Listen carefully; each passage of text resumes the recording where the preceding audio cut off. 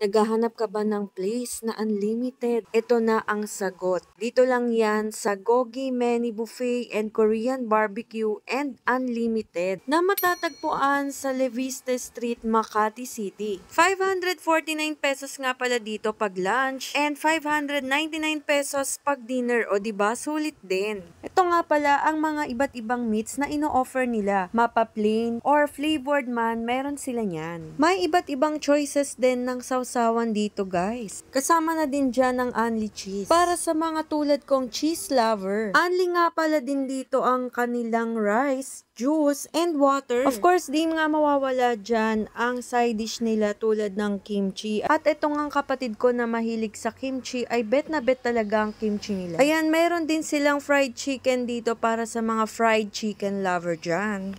At ito na nga guys, there's more talaga dito.